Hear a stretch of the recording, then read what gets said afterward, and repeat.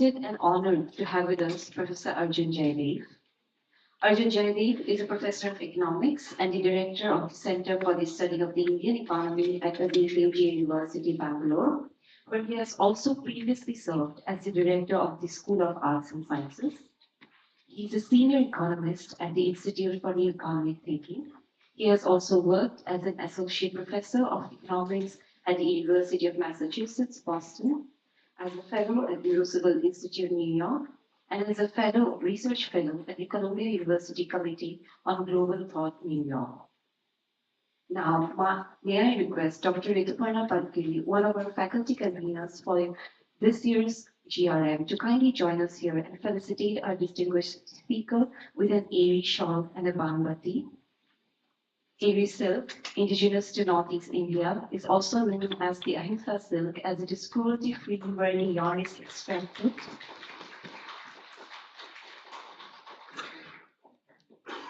Yarn is extracted without killing the silkworms. Banbati, on the other hand, is a traditional bowl typically made of bell metal, symbolizes the rich craftsmanship of Assam. Before we begin, I would kindly request all the members of the audience to put their mobile phones on silent mode as the Q&A session is about to commence. And now, may I have the honor of welcoming our keynote speaker to deliver the keynote address. Over to you.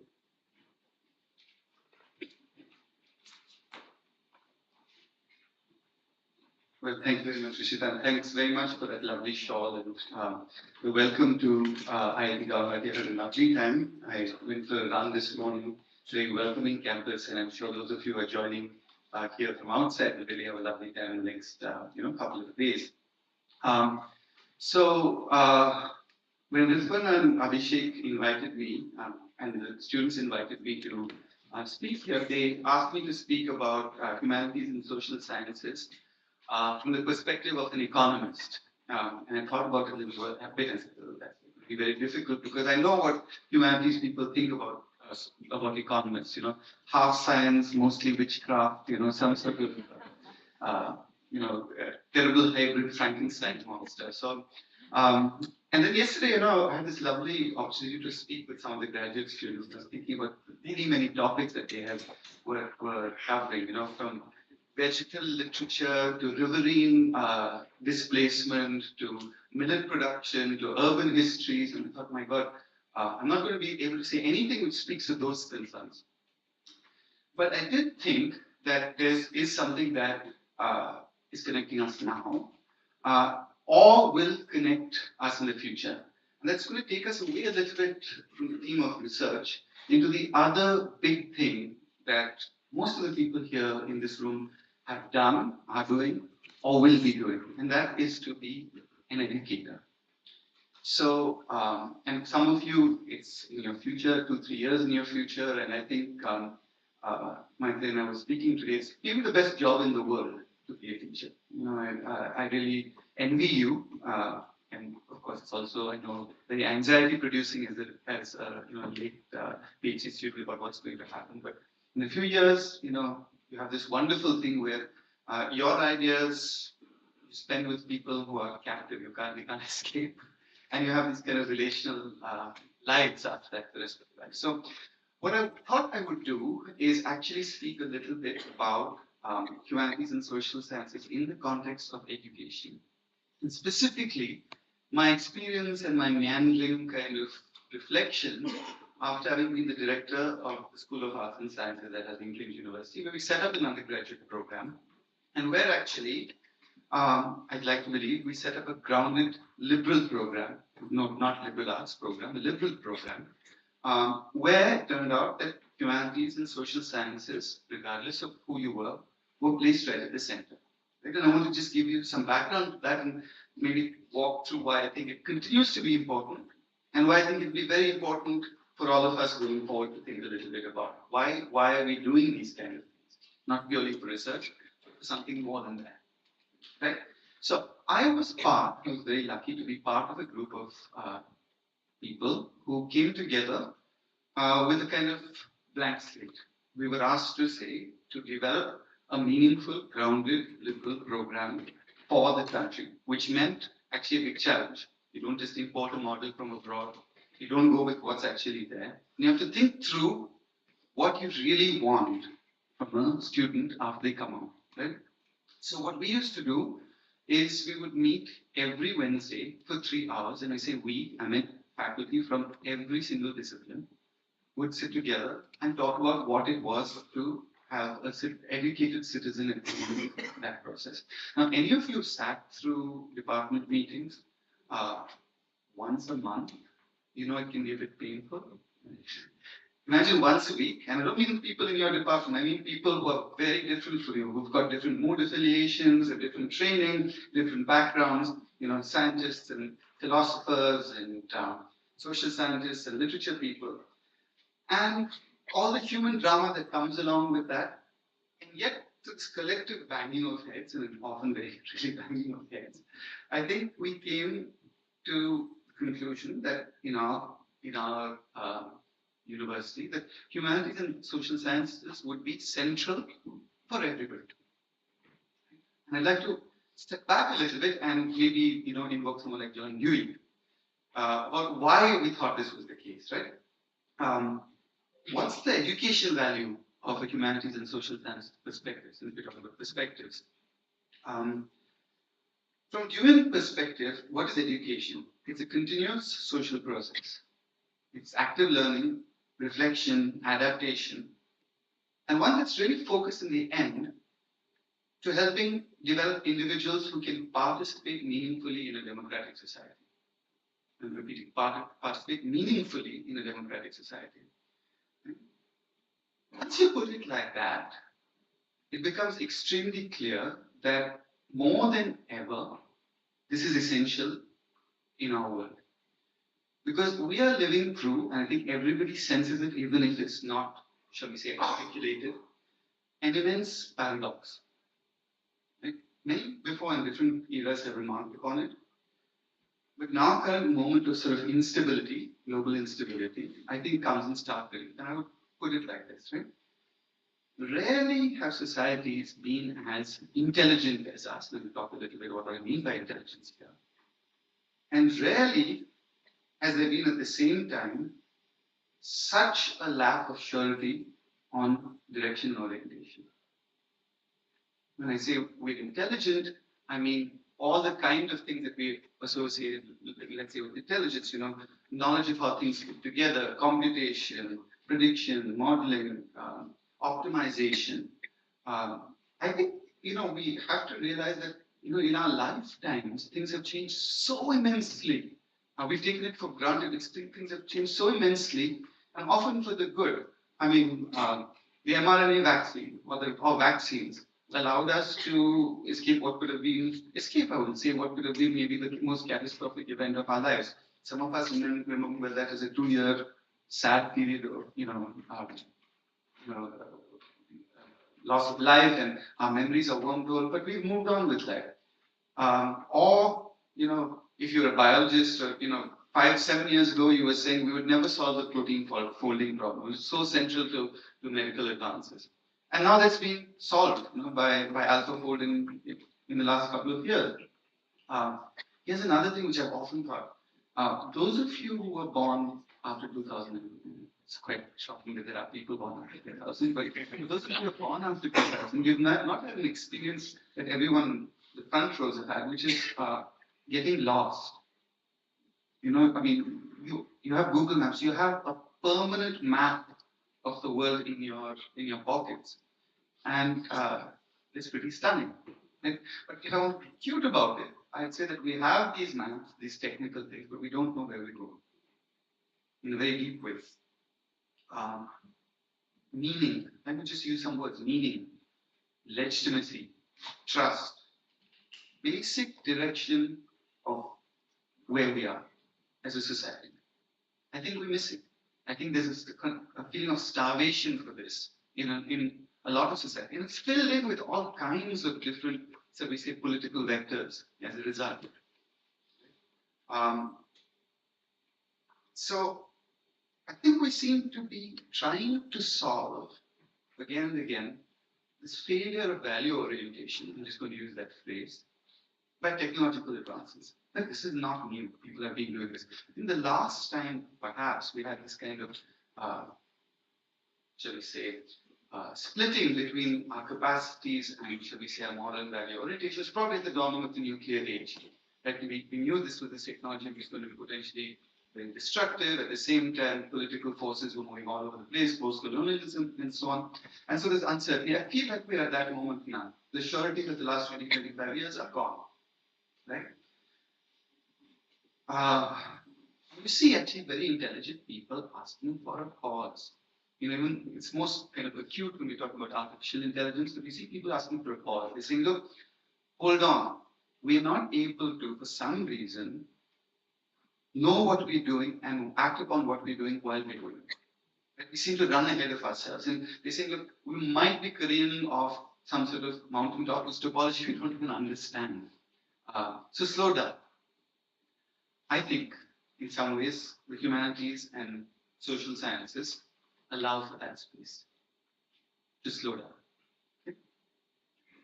I want us to say specifically in the higher education sphere in this country and across the world, this is extremely critical. And I think in India, we're going through a particular phase, which is a very, very, shall I say, decisive phase of higher education. Why decisive? Because as all of you know, we're undergoing this demographic dividend. I've just done some of the calculations. For the first time last year, school enrollments are dropping at the early stages, which means that the number of kids going through college, through schooling is going to reduce. By the time you become, the young people here become assistant professors, you will still have the bulk of people coming through. But in about 15, 20 years, that's going to be finished. And so you are faced with this immense task. Maybe 5, 10 years more, so some of that would be for me as well. But you're faced with this immense task of dealing with this generation, which has this immense technical capacity, which is starved of understanding, looking for it, and it's your responsibility to somehow translate it. I think it's a big, big, big challenge. Right? And let's look at our higher education system. I've not seen these movies, but I know enough of these movies. It seems to me that we have a very vicious higher education system still. It's a sort of Hunger Games. It's a high stakes assorting mechanism. And those who are, it's still the main vector of social mobility in this country. I was talking with Varna yesterday, and we talked about the people who've accessed this conference. You are, however, wherever you're from, you're still the cream, in some sense, of the people who are being educated in this country. Okay? So, what did we hope for from education? It's supposed to be a site of intellectual formation and social orientation. I mean, if you ask the IITs, you look at our mandates of all our universities, and the speaker before said, in his own way, it's for the human purpose that these are set up. Okay? But our own vicious histories of classism, casteism, social identities make this whole space much, much more hard to navigate than it should be. And if you look at actually humanities, and by the humanities streams, if you look through, most people actually humanities students in this country, believe it or not, in degree colleges. Why do people go there? Often people go there not of interest. Right? It's people are shunted into the humanities stream. Okay? And in some sense, when you think a little bit about it, why do we have so many people entering higher education? That number of people are quite gigantic. Well, because, as I said, the certification is the final kind of arbiter in this country for most people of some sort of social mobility in living, regardless of job markets outside. So then what happens? The system is set up so that in the end, the job that you get is really the kind of motivating um, reason to enter. Right? For some people who are doing humanities, you might have some narrowly circumscribed jobs like UPSC and so on. And what's learned is often opaque. So I think as you enter these colleges and so on, you will be faced with this question about what it is you're doing. And I think that's a very critical question. Now, as I said, outside a vanishingly small set of institutions, the degree is really oriented towards getting employment. And I think this is true of most non-technical subjects as well. It's not a criticism. It's a statement of fact. Competition is fierce, formal credentials are important. But then I would like to suggest that there's a kind of disconnect between that and the larger social aims of any higher education institution. Now, I suppose being at IIT, this will be rather clear. I spoke with Shivani yesterday. HSS, despite being a wonderful place, is not the central place here. Right? The weight of attention of this kind of institution, I'm guessing, in many other institutions, is framed around things like skills of the future. I'm sure you've come across many of these new concepts, the skills of the future. Coding, AI, it's coding some time ago, AI, analytics, automation, maybe new more enlightened discussions, green transition, green technologies. I don't mean to disparage any of these things. They are very important capacities.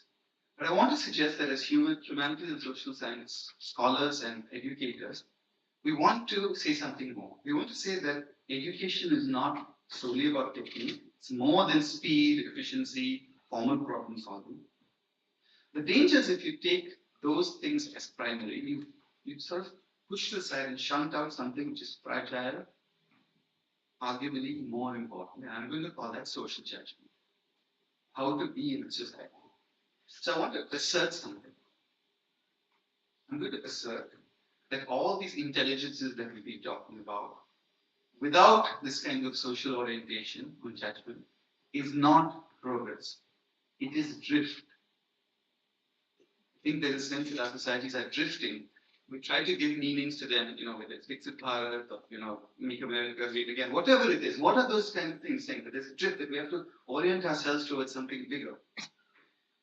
If we become lazy or forget it, it's then good enough, and you will be happy enough as an educator to basically be a transactor of a body of knowledge.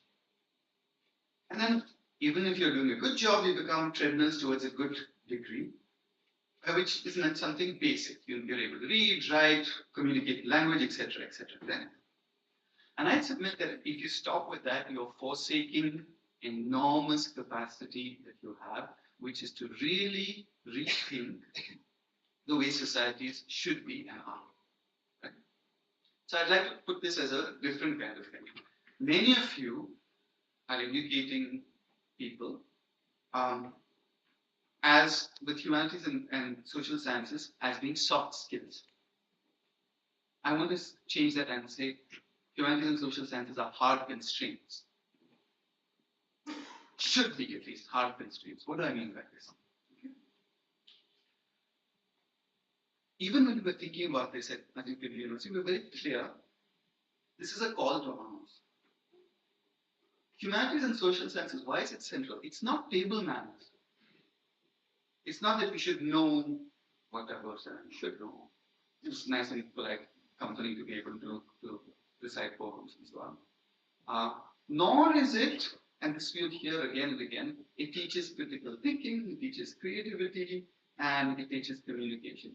I'm afraid this is sort of trying to justify humanities and social sciences in a very instrumental and very limited manner. If you ask a mathematician, are you not creative? Well, obviously a stunt. Every subject tries to be creative, tries to have critical thinking, and tries to be able to communicate. It's not something that is solely the prerogative of humanities and social sciences. But I think humanities and social sciences does something. It does create a discipline. What is that discipline? It insists on disciplining power. When I say power, I don't mean oppression. I mean the collective ability to do things as a society. And it insists essentially on discussing extremely tangled but necessary discussion of values. Okay? I'll give you some examples. So no algorithm, however well designed, can answer. This is a question. What counts as a good reason? I know Abhishek and his students are spending years trying to figure that out. Okay? Or what is owed to others? Or when does efficiency become cruelty? Can it become cruelty? When does order become injustice? I'm just giving you 4 things which I thought about. These are questions that we ask our students and our students to engage with. Okay? Now, why do I bring these 4 kind of questions? Because all of these are ways that we bring a mirror to society, that we discipline the way that we think about collectively where society is going and how society is organized. Joseph Schumpeter had a notion of what's called a pre-analytic frame. Joseph Schumpeter is a famous economist. I'm sorry, I will bring up economists once in a while. I'm still allowed to do that. And his notion of a pre-analytic frame was sort of like, for want of a better word, like a spider sense. Spider-Man, spider sense. This notion that somehow something is off. And you need to have a framing for that. Our sequence is called Understanding India. All students with 3 courses, we call Understanding India, and that's sort of like a generic term. But what does it mean? It means that we tell them, look, we inhabit a world of meanings, interpretations, and contested values. And they produced and reproduced by history, culture, human experiences. Facts exist, but they exist in a social context. I'm not taking postmodern term here. I'm just suggesting that how we think about things is deeply, completely, radically socially created. And in that orientation, once you have that, I think it becomes a cognitive infrastructure. That's what I mean by a hard constraint. Spider sense is your hard constraint. You will not get that through discipline. You will only get that by insisting that these 3 things, these 4 or 5 things go together. So historical reasoning, philosophical reflection, interpretive imagination, all of these are essential. Without these, we can be very intelligent, as I said, but we don't know which goals are worth pursuing. Who are these? Where are we going? Which value should constrain power? Again, I'm using power in a very different sense, not just as oppression, but as collective abilities to do things. But how should human flourishing even be understood? Why are we doing all of these things, right? So I feel that in that sense, the humanities are extremely essential for that. So where does social science come? Social science has all of that, but something additional. If the humanities are defending meaning and orientation, according to meaning and orientation, the social sciences must defend realism and foreground the actual social world that we live in. Now, I come from Bangalore. Anyone from Bangalore? Far away from Bangalore. Okay. Okay, thank you. With one person. And you will know that Bangalore is a den of incorrigible techno-optimism among certain people. It's tech bro central. And everyone will, who has said, all my friends, my classmates, and so on, they have solutions for everything. I mean, many of you remember, you'll have seen big companies, Byju's, everything startup, because these are solutions. It's an input-output issue. We will get 2 faculty from this place, put them together, have a backbone, and then, so all of that it's an input-output issue. It's an engineering problem. Right? In economics, it's particularly very good at that. There's an optimization problem, which just move things around everything. But what we want the students to know is that societies are obviously very complex. Ours immensely so. The historical, institutional, unequal, conflict-driven, is shaped by power, norms, all of those things that you're working on. So the social science orientation, again, this cognitive infrastructure that I'm talking about, will make visible to students what my tech pros, a technocracy, people will not want to see. Power, authority, path dependence, historical, institutional, structural inequality. There's no surprise why for 25 years we've had edutech. More than 25 years. I don't know if anyone, if you remembers here, maybe you're too young to remember something called one laptop per child. That used to be a thing that was in the early 2000s. The way India was going to evolve was we're going to have one laptop per child. And it sounded exactly right. Find very cheap ways of making it. And it was the kind of thing that people were pushing 25 years ago. Nobody talks about that now. Many of you will have come across many well-meaning, it's not only about education and tech, where just the simple lack of understanding of our social legitimacies and the way things work means that all of these efforts are put forward and crash. As you will know, Biden is going through bankruptcy, these kind of things. We don't need to pick on that one company. There's so many kind of institutions there. So if that's the case, I think social science, understood as this understanding the actual social world we live in, cannot be peripheral. It's not peripheral, not just simply because it helps you with the spider sense, but social science and humanity together, they are constitutive of citizenship. You're trying to equip students to understand not only how institutions function, how they're supposed to function, but how they sometimes fall short. And if you're a good humanities scholar, you're always thinking, or social science scholar, you're always thinking about this. But I want to pivot a little bit, because this is some other thing that I've been thinking. We need to look at these things with responsibility rather than cynicism. And social science may allow us reform and realism rather than wishful thinking. It's a fine line, I'll explain a little bit, but it's worth walking. So I want to speak to all of us now, and this is really directly to everyone in this room, who will at some point be educators. If what I'm saying is true, and I hope I've at least made the case that some part of it, I hope you find convincing, then when you step forward, not as a researcher, but as a teacher, it's not going to look like that. You're going to be standing in front of a generation at a time of immense moral and intellectual vulnerability. And there are no recipes that people have. I'm afraid that none of us who have been at this have any recipe for how to deal with that, except earnestness and recognizing this as your challenge going forward. Yeah.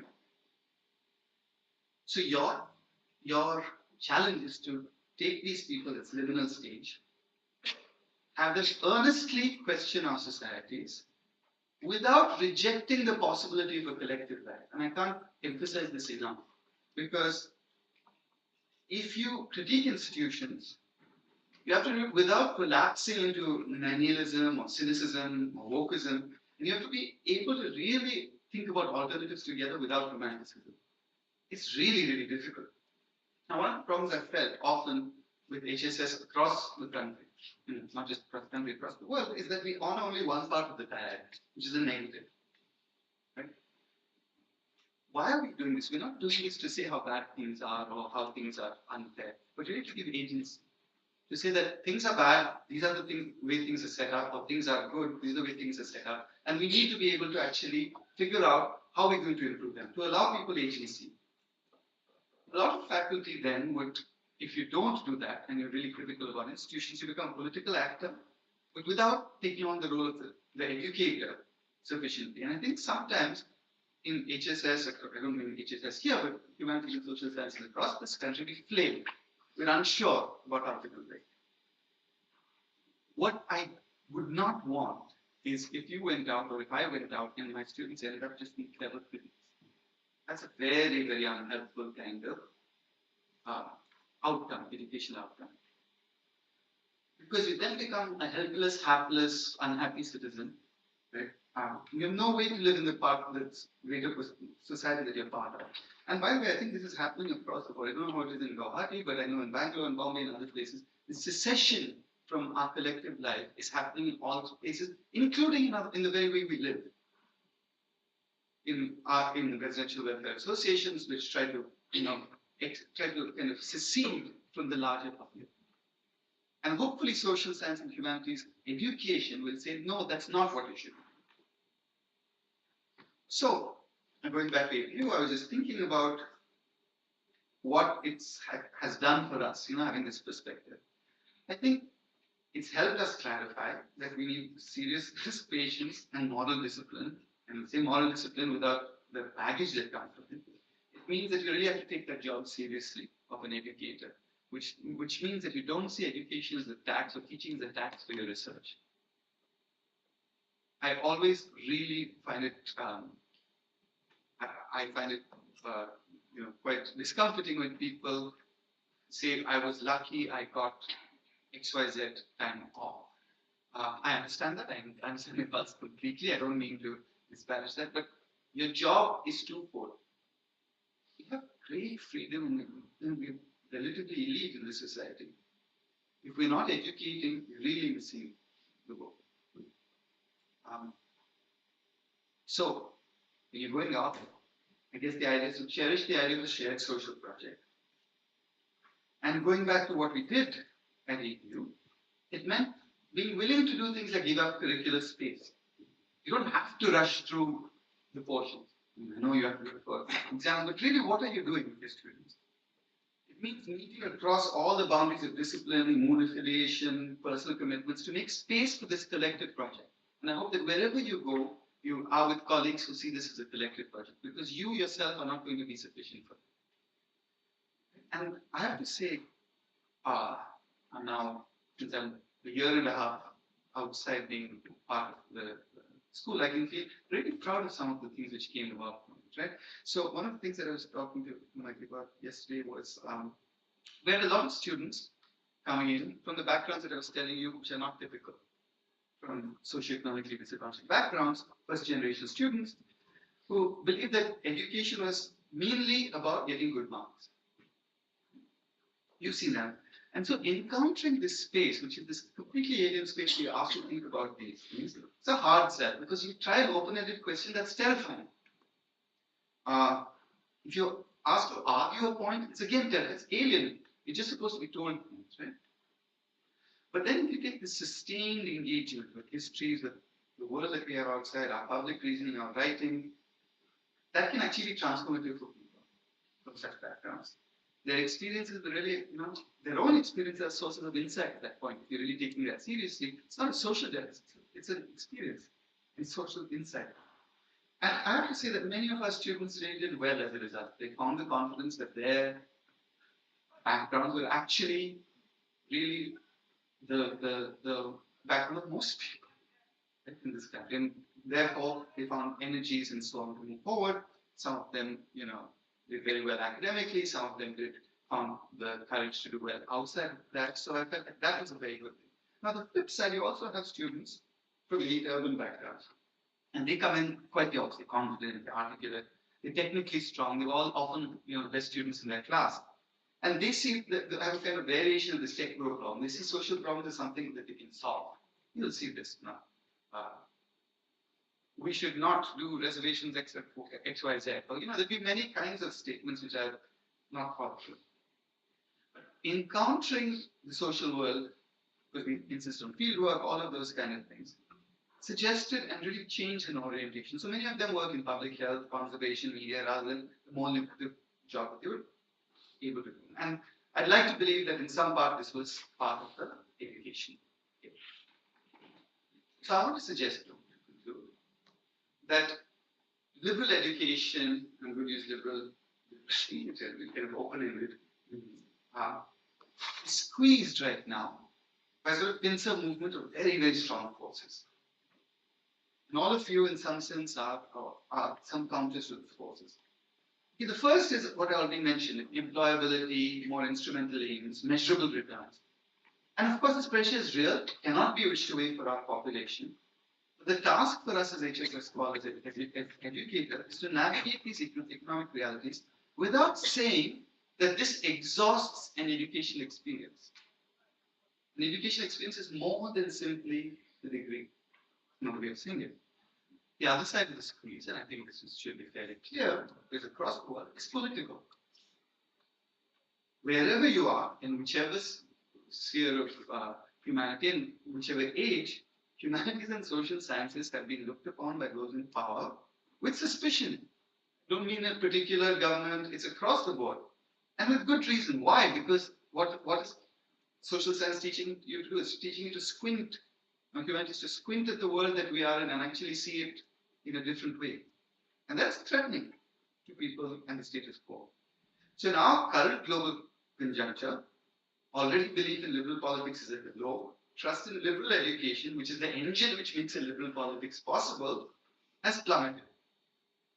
So for those of you who are going to enter this, you have to reinvent how you think about this kind of orientation, not by rejecting the facts of the world, by working with this tension. So an HSS education, not just an introduction to the tools of a specific subject.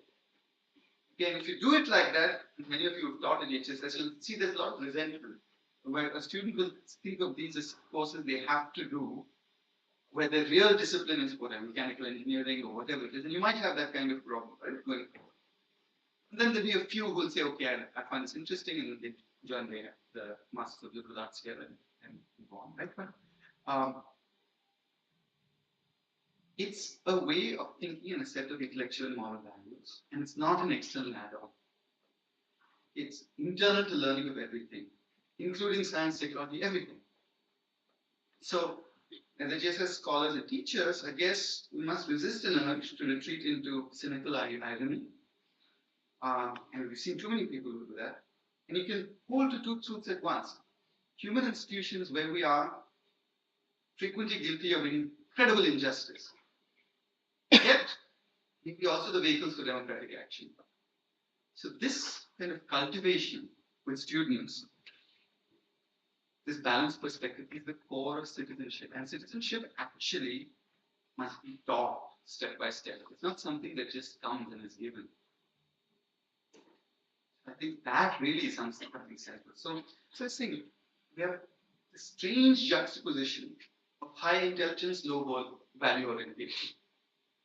And that's a recipe for a society which is in bad shape. No society fails for lack of technique. They fail because there's a lack of a shared sense of responsibility, where you feel obligated to hold our collective together. So my talk is called, the title's not here, but I want to say it's why it's negotiable, non-negotiable. Okay? So the last thing I'll say, this is for so it's odd, I was looking around and I feel very old. Despite myself, I tried very hard not to grow old, but somehow time and entropy have had their way with me. And I still feel very energized by this as an educator, right? But I know that sooner or later, the baton is passing to most of you. And my own meandering understanding, which has come, they say always 2020 science, I actually don't have 2020, right? It's a big responsibility. It's a responsibility unlike others. To be in humanities and social science. And if we abdicate this responsibility to fear or retreat into silos, no technology will compensate for that loss. So, all the young people, this burden of a humanities and a social science education is heavy and uncomfortable like never before. But just because of that, in every way, it's non-negotiable. Thank you.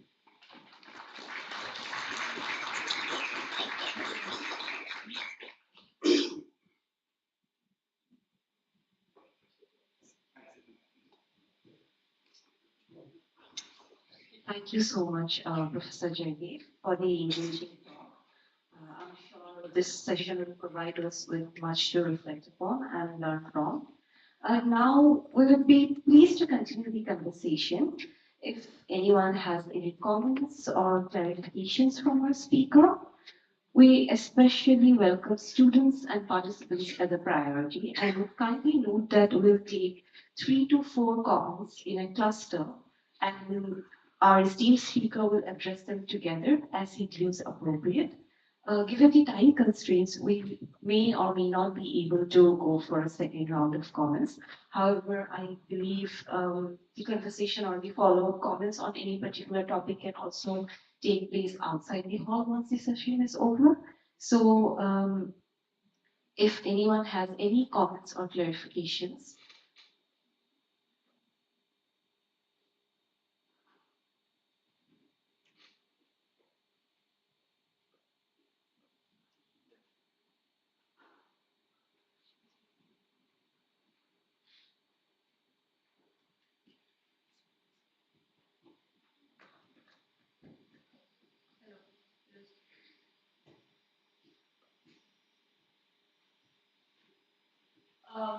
Thank you for the talk.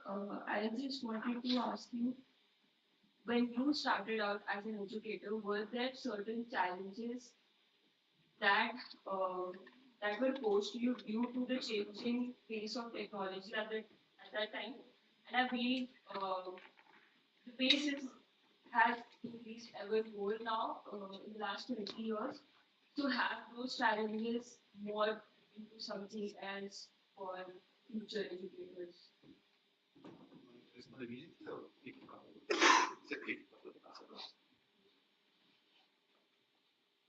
Hi, sir. My question is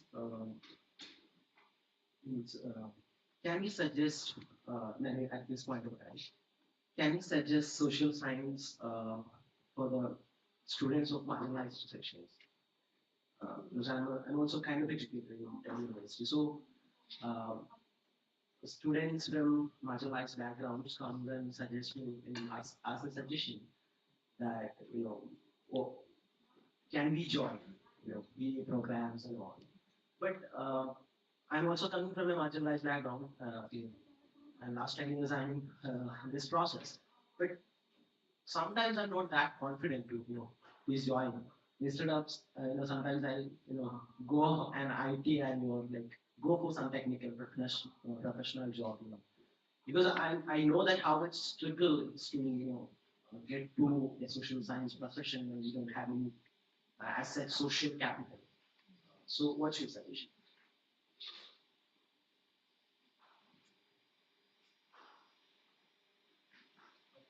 We can take one or two more comments. Good morning, sir. As you have mentioned one key point that you don't have to be critique all the time, but you also mentioned one singular system. Specifically, you mentioned that you have to be, SSS should be more of a hard skill than be a soft skill in any institute. And if you are saying that it should be a hard skill in a society, and it's a partial thing that when a person is hardly pertain to maybe societal understanding or the structural nuances of what we are dealing with, a person is supposed to be a critique at a time. And if you are saying that it shouldn't be a critique, how we can balance those two things? Maybe I can take these three. So I'll try and reverse order. Um, so what I said was they're hard constraints, not skills. I can say why. Hard constraints and not soft skills. We talk about as soft skills, just a juxtaposition. Let's say a hard constraint, I mean something different. I mean something in the cognitive infrastructure, a way of actually thinking about work. And even to that extent, we don't really give it the kind of uh, value that it ought to have for that. So, as I said, you can have all these kind of technologies, but what purpose are you going to use it for? How do you think about that? Now, I think you don't get that from those subjects, you get them from thinking through humanities and social science. How do you balance the concerns of criticism and, should we say, agency? It's very difficult. I don't think that we've done it successfully in many places. I think we've often been more critical than for want of a better word, agentic. But having said that, you know, I don't want to be too harsh. I think that sometimes you just need that, the ability to have that kind of space to think about our systems. But it's a hard thing for any educator to think about. For questions on marginalized background, I think it's a very important and interesting question. All I can say is that what you can ensure is that people who come in don't. Voice call. That people who are coming into a system like this don't. It's almost impossible, but minimize the sense of social deficit. I think that's your role as an educator. Whether they choose to come to social science or go to ITI, that's a life decision. I don't think we have much to say. It's case by case. But I'm saying once someone is in, what is your responsibility? Which means that some of the things that we've taken for granted in terms of the canon, they will not have access to. And you have to be extremely heard of what a transparency is. It's this kind of translucent piece of paper that you would write on and project. And what do you call it? Overhead projector. Well, overhead projectors now also do. Right? So we used to have these kind of things. And of course, you have to learn each one of them. I'm not so sure now what I would do. I think the big question everyone's talking about is things like artificial intelligence, which seems to be a kind of step difference in the way that we think about technology. I think it's an open question. I'm afraid I don't have an answer for this, except insofar as to say what I have seen, a reliance on that can actually be debilitating and not actually education. So there'll be at some point policies and so on people. Thank you so much, Professor Jaydev. Maybe we can take one more round of questions, 3 to 4 questions in a cluster, and then our speaker can address them together. Hello, Professor. Thank you for the fascinating talk. I want to take the conversation forward on the artificial intelligence part which you just mentioned. Coming from Boston, hi from Boston. And I've seen in the past 2 years, like I'm a little out of touch with the Indian education system, but there has been a little shift towards like using AI in humanities, and there have been like talks and students will come forward with their like assignments and everything has been focused and answered through AI, and everybody wants to like solve the problems of social sciences and see from the perspective of AI, like use it somehow, and like geospatial digital mapping has already been there, but I've seen a shift, and I wanted to ask like, what's your opinion about it? How do you see AI in humanities, and what do you think would be the way forward? If anyone else would have any comments? So even I have this what he was just talking about it's like decision. So if anyone wants to come to academia or something, so someone from marginalized communities is less likely to make that right decision. So they'll tend more towards those like skill-based education. So anything that you want elaborate on? So this is this is follow-up question to what she asked. So it's similar. Reminds us similar. I'm from computer science department. So I'm working on AI. So I see like people who are working on mathematical problems or anyone just lending their thinking to this ChatGPT or other LLM models. So I think in some parts that is fine because there are so many objective mathematical formulas that it can do, so it's fine. But in a department like humanities or social science, it's mostly there are so many new ideas coming and new thinking coming to like people's experiences and all this like what social scenarios we go through. So when you are lending your thinking to an LLM or a model like that, I don't feel very hopeful about our future in that scenario. So I attended this lecture on this non-negotiability of humanities. Just wanted to have some hope on this future, but I'm still I'm not still convinced. That's the thing. So I just. We will have one last question. Yes, and then perhaps Professor Jaydev can answer all of them. So thank you, Professor Jaydev, for a very engaging talk. I personally often struggle with the question of, like, because I want to be an actor, I want to be someone who teaches. I often struggle with the question of how, as someone who's in the social sciences, how do I engage with students? Now, I have had some exposure to some students, not just here, but in other campuses also. And one of the recurring patterns I have seen in the social sciences is that when people from the social sciences try to engage with STEM students, there is often this sense that we come in as a civilizing force, in a sense, right? We are here to kind of open the minds of people who have not done a day of critical thinking in their lives. And that is often a hard stance. But even in the softer stance, there is often this assumption that, all right, you have been doing quite a lot of critical thinking, but we are here to really push your boundaries against that. Now, the thing is, to an extent, that's true. Because especially in the Indian education ecosystem, where children often step into coaching classes from the age of 16, they have had no time to, go, grow their thinking beyond their own, disciplinary confines. But on some level, I think they also sense that. And even our language is peppered with pejoratives. So, for example, the term you use, tech pros. I mean, the moment you use a word like that, it wouldn't be unreasonable to assume that you've already lost half your audience if you're addressing, let's say, a STEM audience, right? So, without dismissing the role of social sciences, in this, I wouldn't call it a civilizing force, but I would call it, a critical thinking force still. How do you deal with this conundrum?